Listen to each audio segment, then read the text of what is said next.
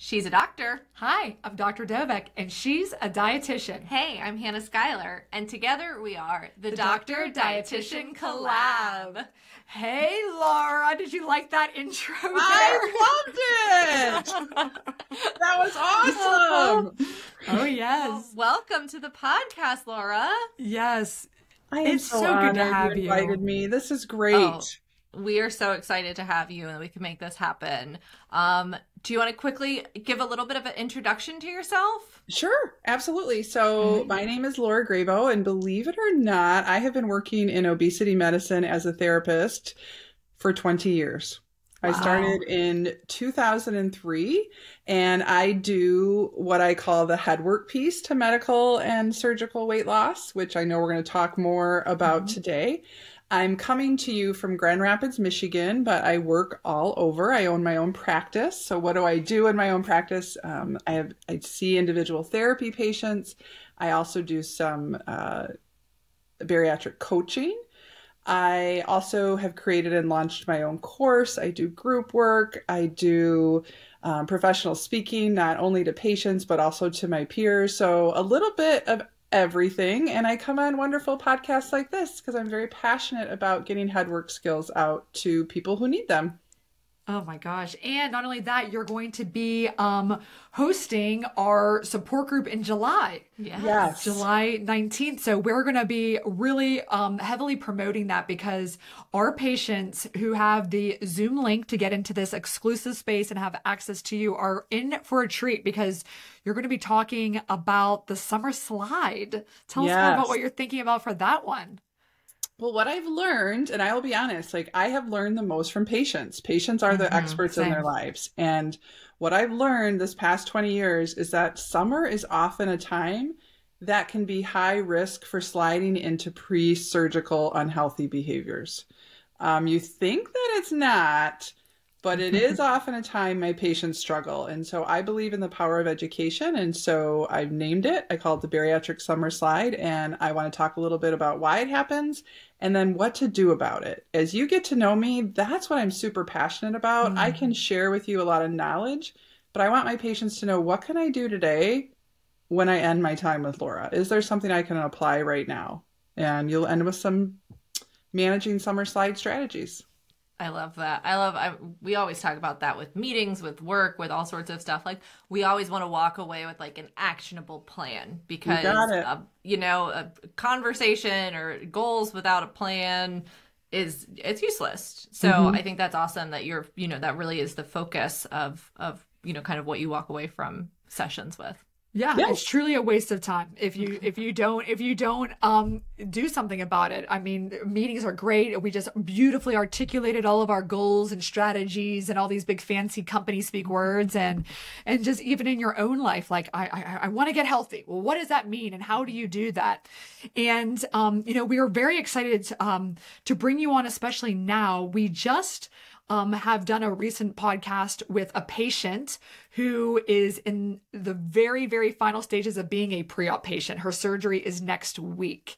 And she talked a lot about coping with food from an emotional standpoint. And we've done almost 40 of these podcasts now. We've been doing this for over half of a year.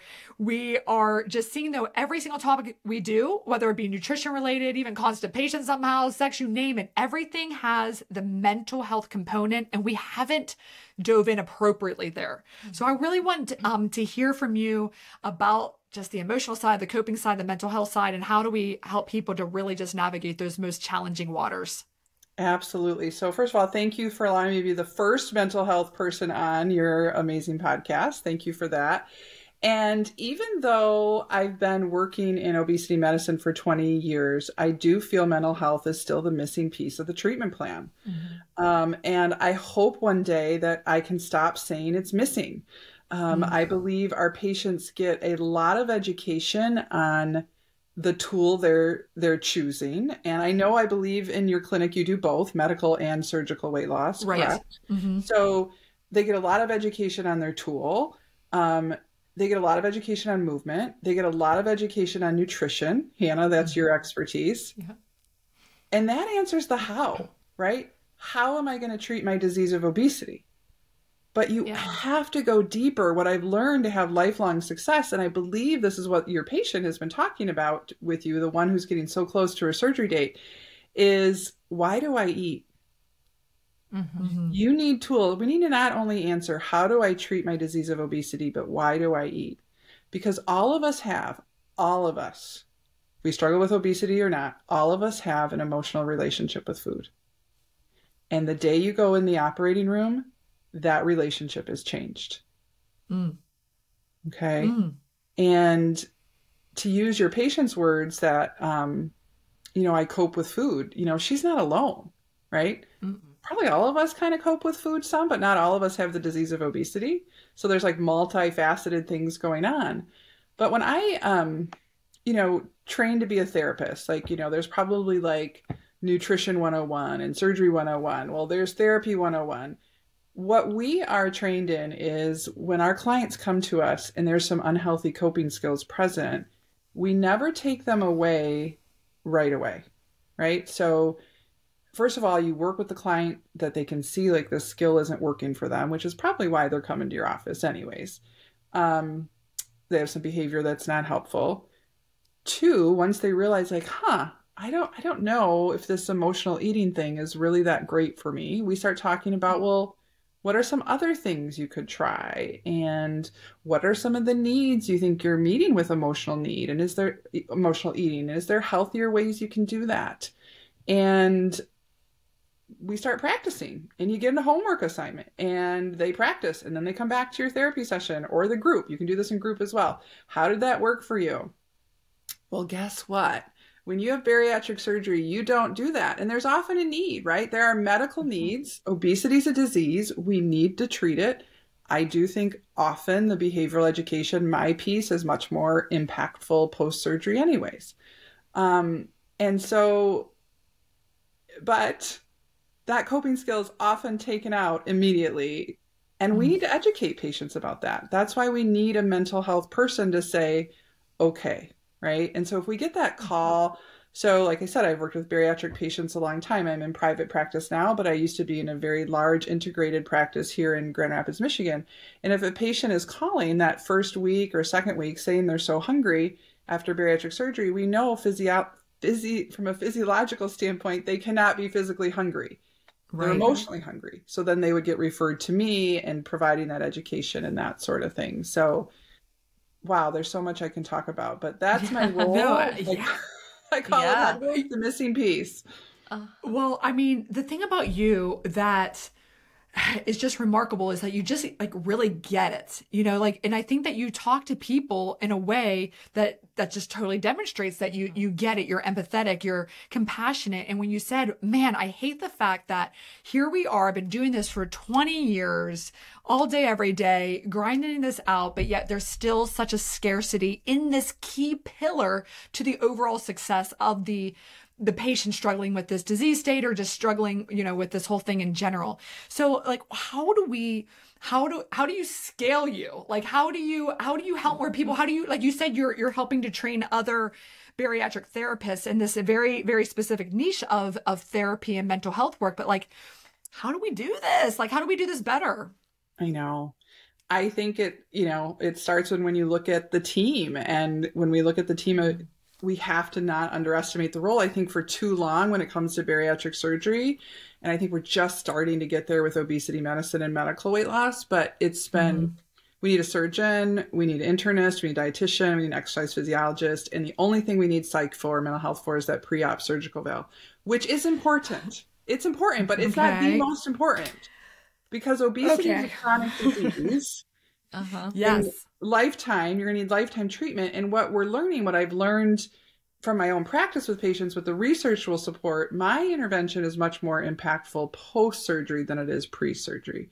Now, if there's pre-significant, some significant psychiatric concerns, some significant substance abuse concerns before surgery, of course, right? We need to address those before. But I think it's educating the surgeons that we need this. Obviously, emotional eating is the number one reason our bariatric patients will gain weight or regain lost weight. We see the same with medical weight loss. So when we start talking about outcome, that we need to be giving. We want to give our patients every tool possible to have success with treating their disease of obesity. And if we don't talk about my piece, the head work piece, you're not giving them every tool. It's like showing up to play baseball without a ball.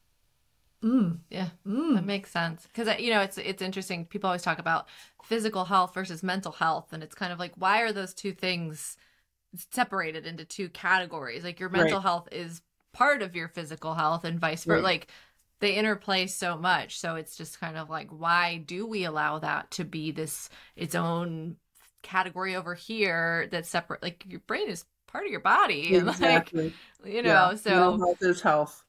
Right, exactly. And I would imagine too, another probably barrier for this would be insurance as well, and accessibility of mental health resources. And you probably know more than I do, Dr. Dovik, that post-surgery, I believe insurance, at least in the past, would pay for a dietitian visit, possibly an exercise visit, but a visit with someone like me, nope. Right. Well, that's what I wanted to really tackle that. And we have a motto over here. We are pleasantly but persistent. We are pleasantly persistent. And I'm very open about it. We need to rock the whole way we're treating it, because the current system is this feeling patients and people have of getting herded into an operating room and then what do I do now? Or even like, well, forget about it. You know, the pricing in the US is so expensive. I'm going to Mexico. So I even signed up knowing I wasn't going to get any aftercare. And I was like, I just need this tool so bad. But there, like you're saying, there's so much about it. So the one thing that you mentioned that I really, I want to like focus on is that the pre-op evaluation, the psych evaluation, the check in the box. And I think a lot of times, unfortunately, it is just that. It's just like, get this requirement done. I have never felt that any psych evaluation has really, truly helped me. Like in one way or another, like, okay, I feel that there's no significant risk. I approve them for a surgery. Great, whatever. But I wish that we could, and I think we can, persistently go together, bundle all of these services together so that there's not all this administrative burden, go to the payers and say, you need to have, same with Hannah, I'm sure she could say this, after surgery is when nutrition is most important. You don't know how your taste will change, what you'll tolerate, what your preferences are. Same with the mental health. You have no idea. Like, it's the fear of the unknown. What will I feel like, think like, how will I deal with the body dysmorphia and all the other emotional things that come with it? We need to do therapy and ongoing head work after surgery, period. You have to. It's so critical. Yeah. Right. Very much so. And then let's talk about that early post-op period. And I've told you my analogy on this before, and I just want to see, like you said, people call into the office, I'm hungry, what's going on? And you're like, all right, well, it's actually not physiologically possible. So it's my turn, guys. I'll take this one. But I feel like there's this analogy of patients feeling like they're in this very deep, committed relationship to food, and they almost like feel bad for it. Like they're like leaving it behind, or it's almost that phenomenon, I got to finish my plate because it's kind of like embedded in me. But it's like this relationship, like a boyfriend and a girlfriend, and it was like really good. And then abruptly you break up. It's like you go through this divorce, and it's like, I wasn't mentally ready to give that thing up, almost like it's a real person. It's like a real part of you. So like, how do you navigate those early post-op period where it is just the most difficult in doing so? Yeah. Well, the first thing is that you're bringing it up, right? Because what you're describing is grief. Our patients will grieve their relationship with food. And one, they feel bad about it because they're like, I should be so happy. I was counting down to my surgery date. I got through all those hoops. Why on earth am I not happy? Because exactly, put your age in, right? So I've been sharing a lot on my social media that I'm going to be 50 this month. And if I was having bariatric surgery this month, I would say for 50 years, food and I have had a relationship. And it is a relationship, right? An emotional relationship. Food is friend, food is comfort, food is celebration. Food has always been there for me. Food is how I've avoided conflict. That can be a whole nother, what role does food play in your life? That could be a whole nother podcast. But that relationship changes, and it is a breakup, and you will grieve. And this is one of the favorite things I teach on is I call it losing more than weight. The waves of grief and loss on the bariatric journey, on the weight loss journey. And so let's think of those. And back in the day, Elizabeth Kubler-Ross called them stages. We now know they're waves. We don't go through them 1, 2, 3, 4, 5, but the first one is shock and denial. Oftentimes our patients are like, oh my gosh, what did I just do? Right? Wow. Like, what? Oh my gosh, I didn't know it was going to be this hard. I can't get protein and hydration in. Like, I don't know. Right at the beginning.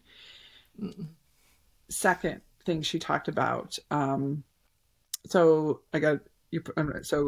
shock and denial, bargaining, depression, which I'm going to call sadness. Oh no, anger, depression, acceptance. I had to do it right real quick in my head here. So I think I think the whole team needs to recognize these waves are happening for our patient. I think our teams need to know they're happening. And of course, their loved ones need to know they're happening, and our patients need to know. So shock and denial. And then I believe anger is next, or bargaining. They kind of run into each other. Mm-hmm. So let's do anger. And you may get angry that you can't eat the way that you wanted to eat. And your portions are smaller. And you can't be like everybody else.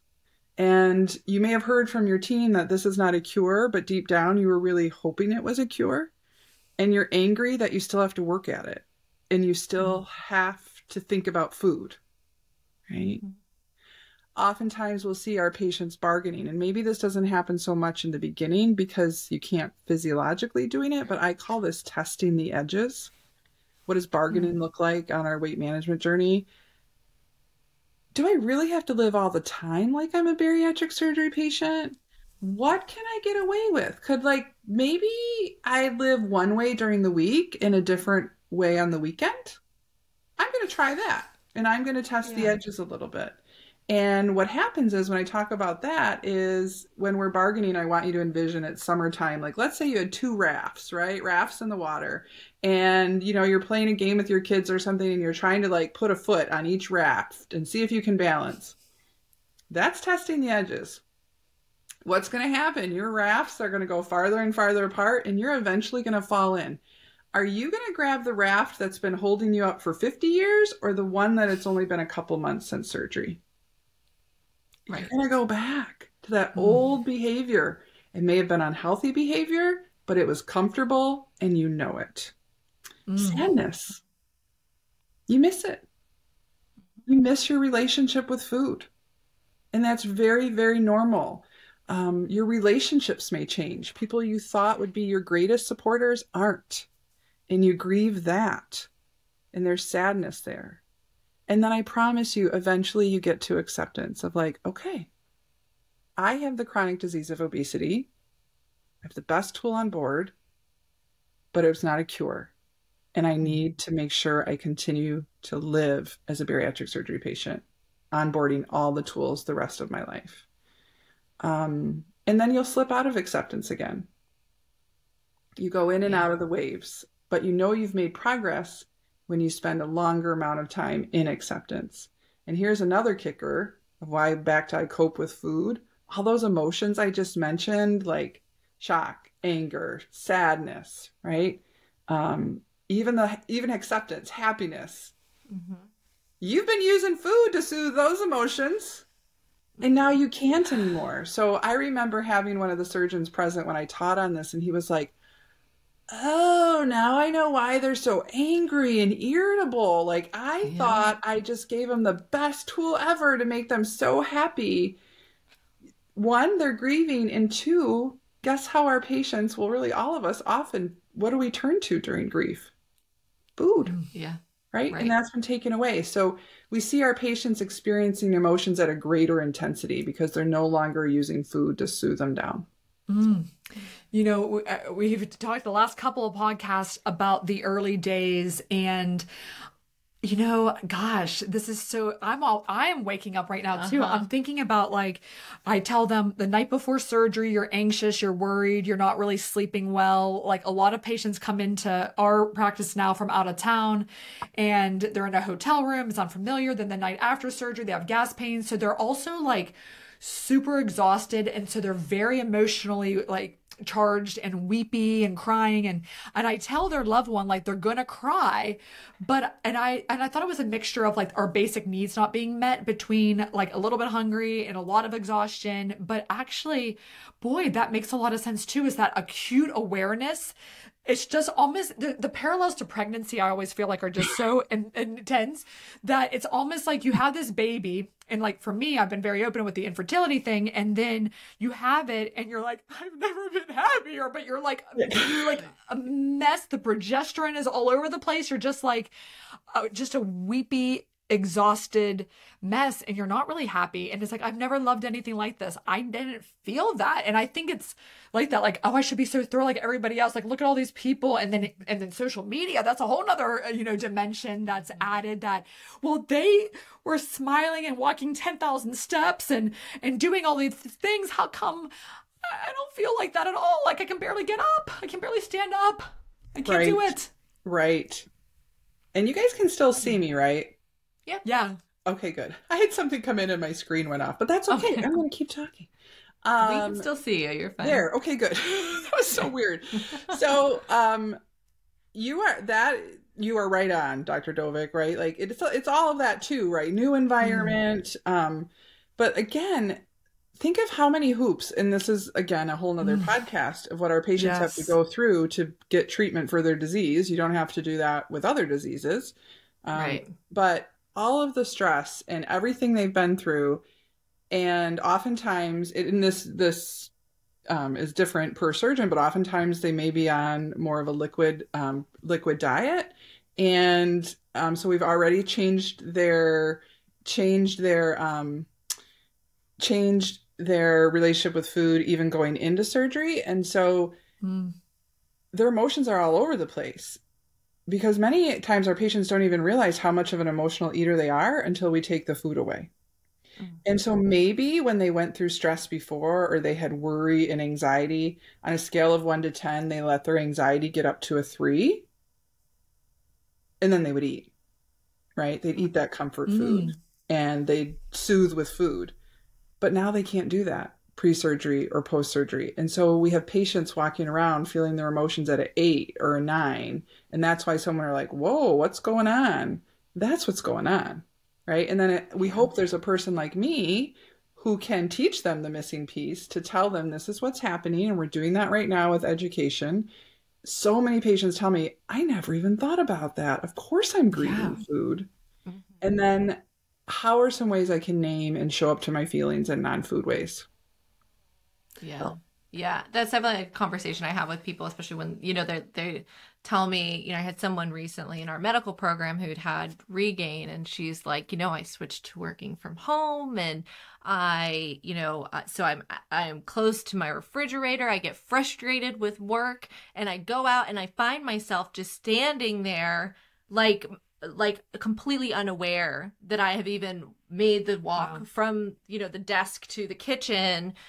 And I'm standing in front of the open fridge, and it's like kind of waking up, and then it's like, so then I have to eat, it's like I eat, and it's like, so we talked about some different, I was like, walk out to your mailbox. Like if it's just, you have to step away from the desk, walk out to your mailbox.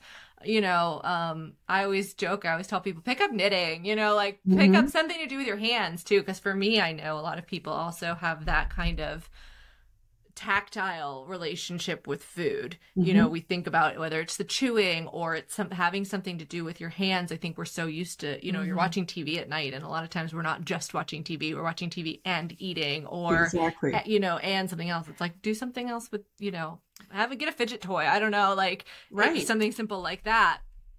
And then if they had a counselor or a therapist like me on their team, educate them that eating behavior is not automatic. It feels automatic, right? When they go into the kitchen and take the food out of the refrigerator or munch while they're watching TV, eating is not automatic. The thought always comes first. Things that are automatic are obviously our heart beating, blinking, digestion. I'm so glad I didn't have to get up today and say, heart, please start beating today. Like it's working. Every time we eat, we have a thought that comes first. And when we choose to eat, it's a permission giving thought, right? And if you're thinking, no, Laura, I don't know if I buy this. I don't know. I don't know. My car was just like in the drive-through. I don't think I had a thought. Or I was just eating the donuts in the break room. I don't think I had a thought. If that was true, right? If eating really was automatic, you would not only eat the chocolate chip cookie, you would eat the plate that the chocolate chip cookie's on, right? Right. So we know when to stop. So with that said, one of the things I'm very passionate about is teaching our patients cognitive behavioral therapy skills on how to catch that thinking. And I often call it stinking thinking. Catch it, check it, change it. Right? So working the 3 C's of cognitive therapy, working with that patient who's triggered by being home and the refrigerator's right there. So there's the trigger, slowing down. What's the thought? It's probably some stinking thinking. I deserve this. I'm stressed. If no one sees me eat it, it doesn't count. Just a little won't hurt. And then how to reframe that, how to talk back to that, to then change the behavior. Yeah. Those are the tools our patients aren't getting. No, and it's hard.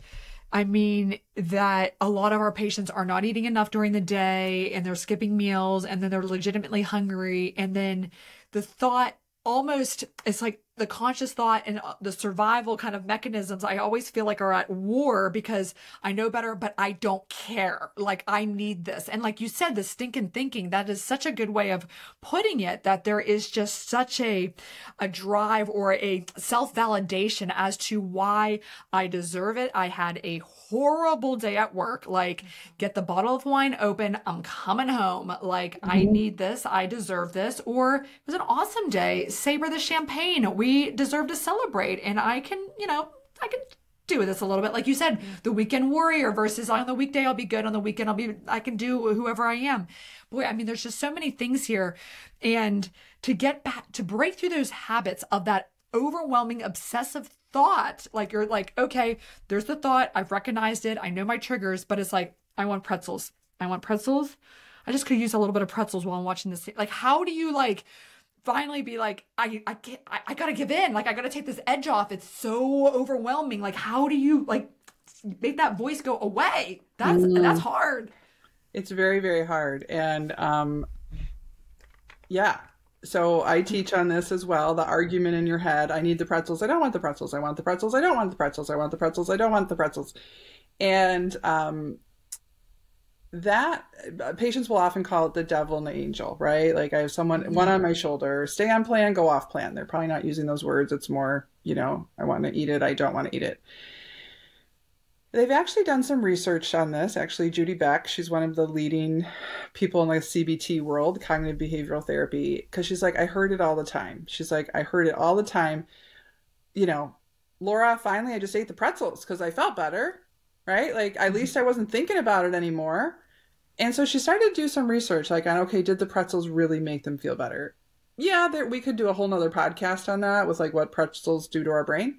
But what she found out, it was the decision they made to stop arguing with themselves that made themselves feel better, right? The decision. Yes, no. Yes, I want it. No, I want it. No, yes. Yes, no. Yes, no. I'm just going to have it.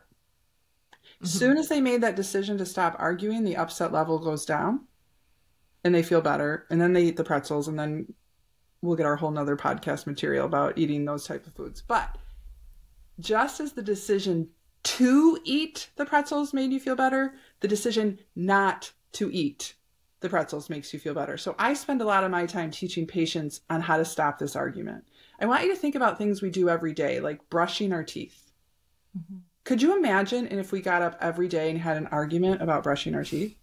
Well, I don't know if I want to do it today. Maybe I'll just like brush in the night and not the morning, or maybe I'll do the top or do the bottom. Like, that's gross. Like, there are certain things we do, like we just get up and brush our teeth.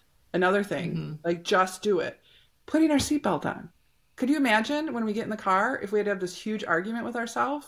We would never do it because this causes discomfort, this back and forth, back and forth, back and forth. We just do it. And so if you can work on realizing that and just make the decision, and often just say, I'm not doing it, and leave the kitchen, like no choice, no pretzels, and then get involved in something else. Don't keep arguing with yourself. You will feel better. We've all experienced this with movement when we want to be active. The hardest part is the argument we have in our head, right? I don't want to. It's too hot. I'll do it tomorrow. I'll just work out a little bit extra. I'm too tired, right? Back and forth, back and forth. What happens when you finally just say, you know what? I just got to do 5 minutes. I just have to do 10 minutes. You do 30. Right. And you made the decision to stop arguing with yourself, and the discomfort went away. It works. I promise. Yeah. Did that answer your question, Dr. Dovick? Yes, it does. I like that. Make a decision, own your decisions, go with it. And then it becomes a habit in a good way. And I mean, like you said, everybody kind of like battles with this. And I just think about even myself and standing there in the kitchen with the fork. I'm like, stop eating, put it down. Why are you standing here? Why are you eating this? What are you doing? And then sometimes when you're in the moment, you're like, oh, well, at least I ate it all because now it's gone. And then tomorrow, I'm not going to have the same argument with myself because it doesn't exist. Right. Until we've all been there. Until somebody brings it in the house or you somehow bring it in your house. Like, I'm just going to stop down. I'm just going to get a little bit. But I mean, or like you're looking in the fridge and you're like, where is it? And you're like, screw it. I'm just going to go out and get it. It's like, what am I like? Why are you now? You're in a car to go get this thing. Like, you're making it like very challenging for yourself. That's something you don't really want to have.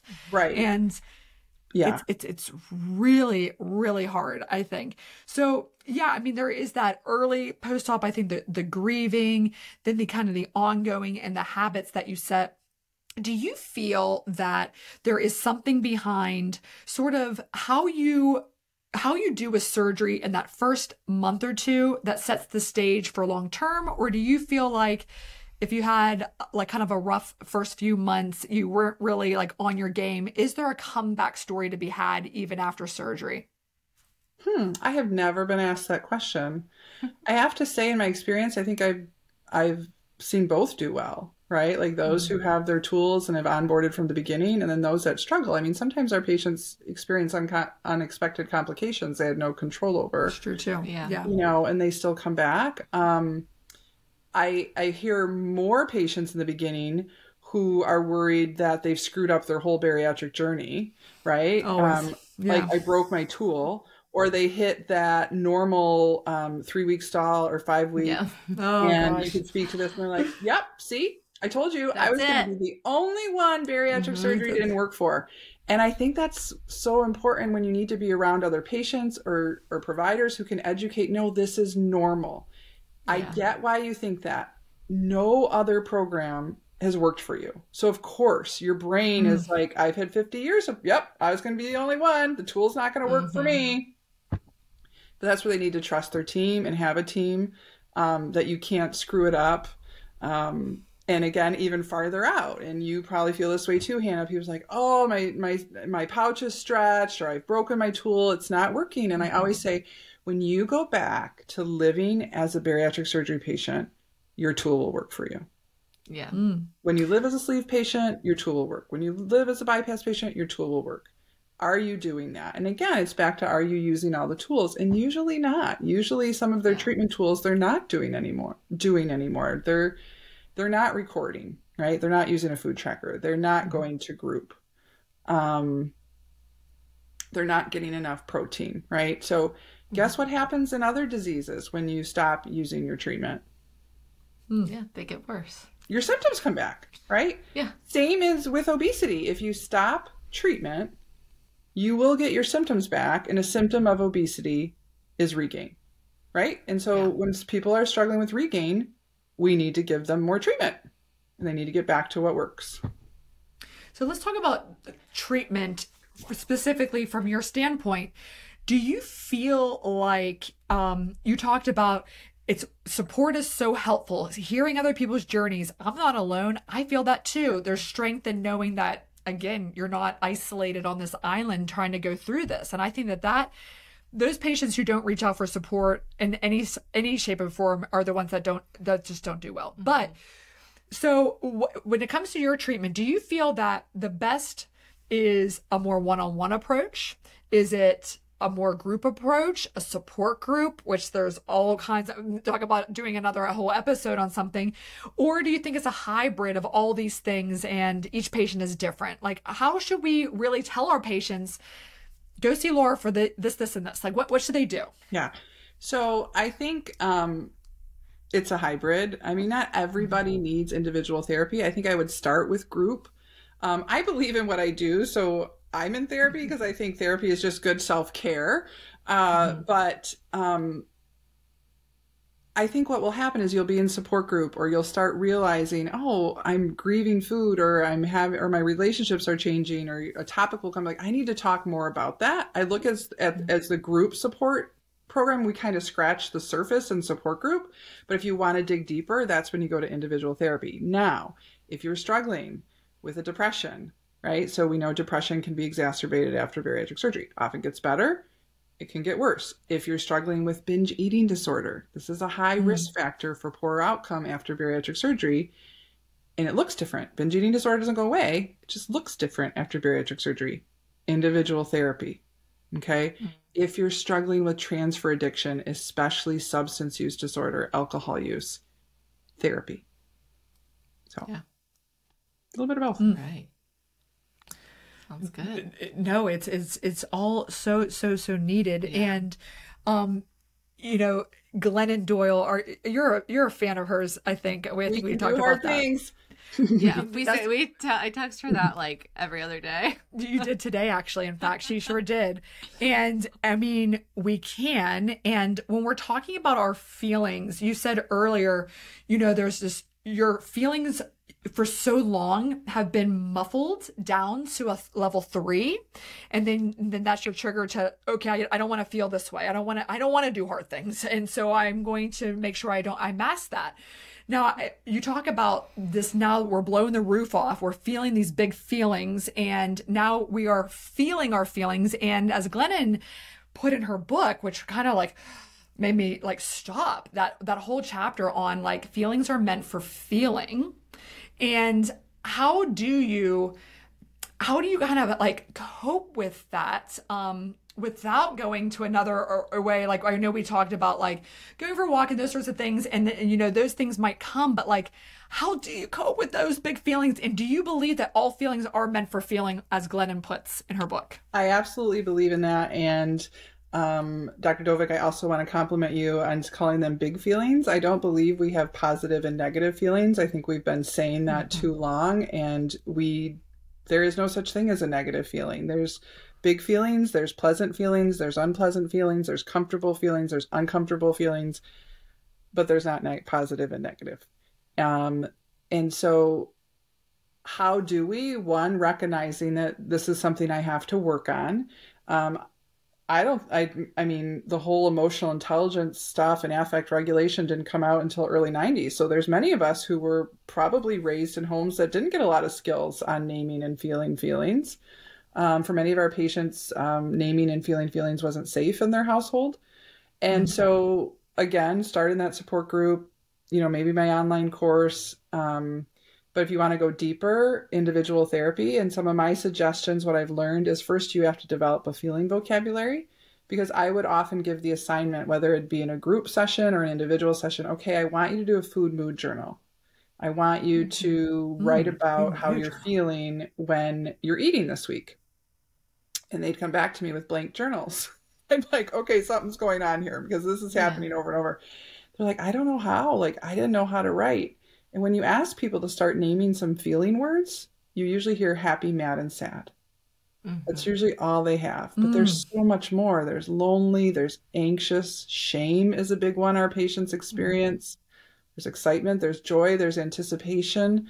And so I work with patients first with developing a feeling vocabulary. And that can certainly just be like Googling a feeling word list. But now there's an app out now called the How We Feel app. And that has been helping many of my patients. That actually, I learned from a patient. She brought it to her therapy session. Yeah. So she's like, oh, this is helping me. I'm like, okay. You always have the best things. That's good. A food mood journal. Well, I would love to, if there was like one thing that we could give to patients. I love that idea of giving them like, okay, we're always like, here's your protein tracker, your fluid tracker, take your vitamins, here's the alarm, you know, like we're hitting all these checks.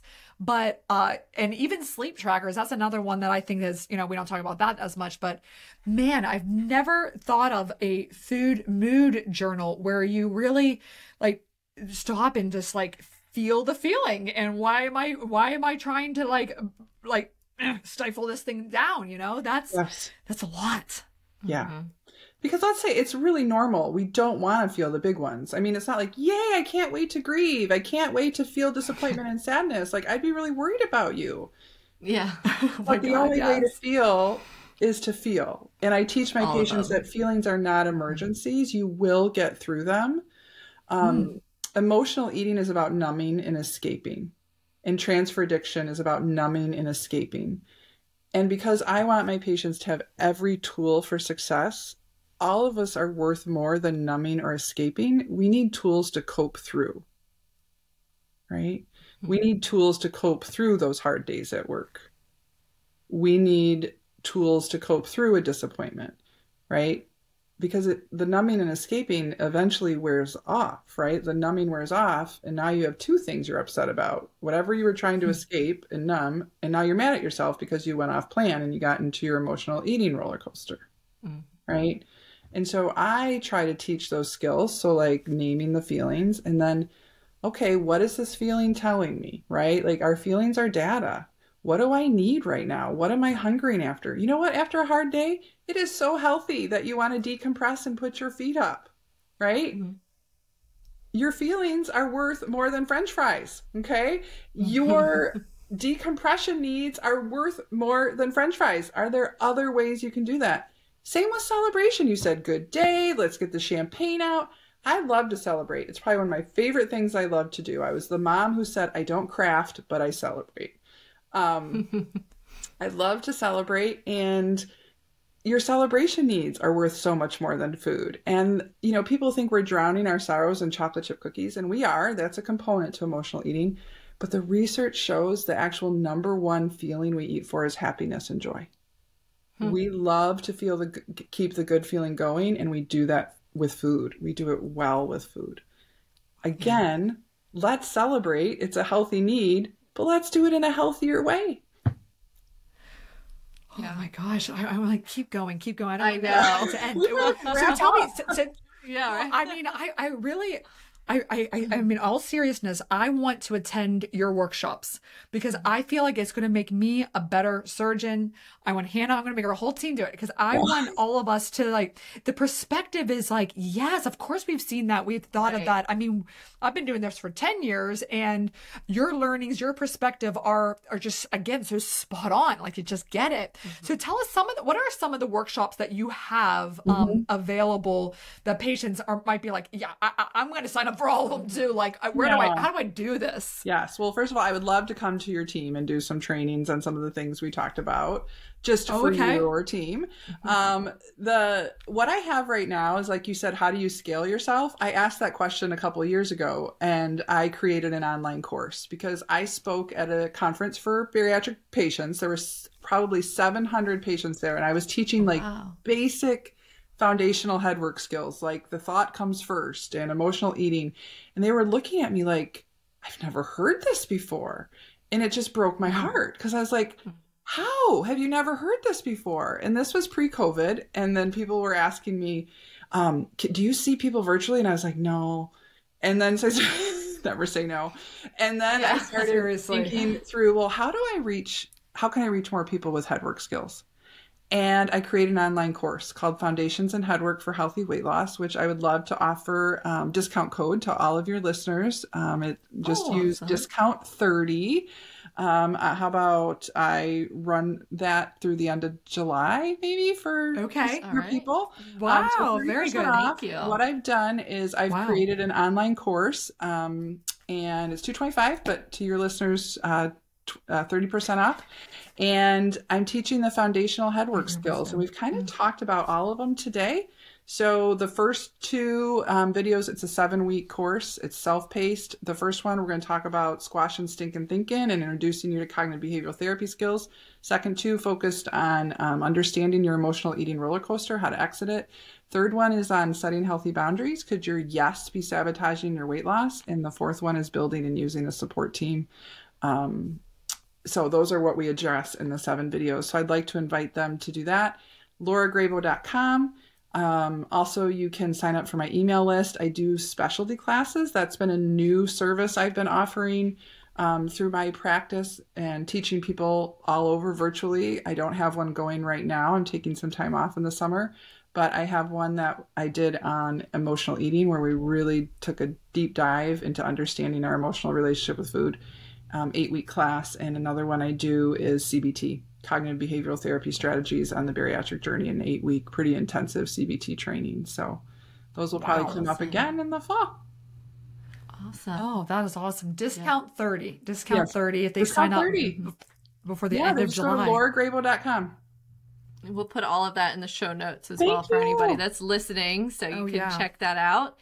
And anywhere else that you want people to find you? I know you're on Instagram. Yeah, you're all over. Instagram, just bariatric.therapist. Would love to invite you into my social media community, my online community. Some people are still on Facebook, so I'm on there as well. It's just Lora Grabow, LMSW.